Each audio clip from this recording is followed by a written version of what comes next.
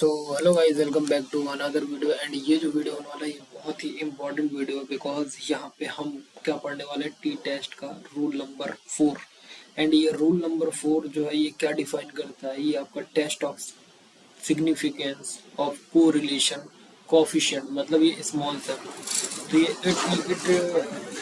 It is related to correlation coefficient. तो इसमें हम इसका वर्किंग रूल जानेंगे एंड हम इसका क्वेश्चन सॉल्व करेंगे। एंड ये लास्ट रूल है जहाँ पे हम जो टी टेस्ट का हम पढ़ रहे हैं। इसके बाद हम क्या पढ़ेंगे, एफ टेस्ट पढ़ेंगे। तो एफ टेस्ट का अलग से हम बात करेंगे, बट हम अभी किसका बात कर रहे हैं, अभी टी टेस्ट का लास्ट केस की हम बात कर रहे हैं। तो ये थोड़ा सा डिफरेंट है, सो प्लीज़ इसमें देखना। इसमें अपन को क्या रहता है कि गिवन क्या वैल्यूज़ मिलती हैं, एक एक करके जानते हैं। इसका वर्किंग रूल थोड़ा बहुत ईजी है, कोई ज़्यादा डिफिकल्ट नहीं है। सो देखो, गिवन गिवन में हमको ऑलवेज हमें क्या दिया रहेगा, गिवन में हमको क्या दिया रहेगा, ऑलवेज आपको क्या दिया रहेगा, आर दिया रहेगा, small r. What is r? So r is sample correlation coefficient, ठीक है। आर हमेशा दिया रहेगा, ठीक है। एंड फिर अब हमको क्या दिया रहेगा, एन दिया रहेगा। ये क्या होगा, हमारा sample size. So always it gives sample size, ठीक है। फिर ये स्टेप नंबर फर्स्ट हो गया, ठीक है। स्टेप नंबर फर्स्ट होने के बाद अब हमको क्या चाहिए, स्टेप नंबर सेकंड। तो स्टेप नंबर सेकंड में हमें क्या रहेगा, सेट करना पड़ेगा हाइपोथेसिस। तो सेट हाइपोथेसिस, तो हाइपोथेसिस सेट करना है, ठीक है। तो यहाँ पर जो H0 होगा, H0 क्या होगा, नल हाइपोथेसिस। यहाँ पे रो इंट्रोड्यूस होता है, ठीक है। तो रो इज इक्वल टू क्या होगा, 0। और H1 अल्टरनेट हाइपोथेसिस, तो रो डज नॉट इक्वल टू 0। तो यही समझो कि ए बराबर है 0 के। रो को आप ए समझ सकते हो, बी समझ सकते हो, कुछ भी समझ सकते हो, ठीक है। इट पॉपुलेशन को ये इसको क्या बोल सकते हो आप, टू टिल्ड टेस्ट बोल सकते हो, टू टिल्ड टेस्ट। और क्या लिख सकते हो, its population correlation coefficient is 0। तो यहाँ पे हमें पॉपुलेशन कोरिलेशन कोफिशिएंट क्या मिल गया, 0 मिल गया।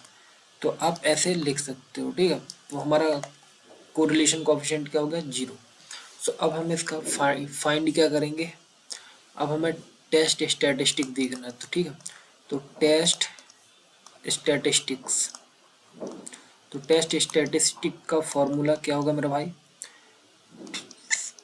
T calculated is equal to r हो जाएगा अंडर रूट, मतलब आर बाहर हो जाएगा और अंडर रूट के अंदर n-2 अपॉन में क्या हो जाएगा, under root 1 minus n square, ठीक है। Sorry 1 minus r square.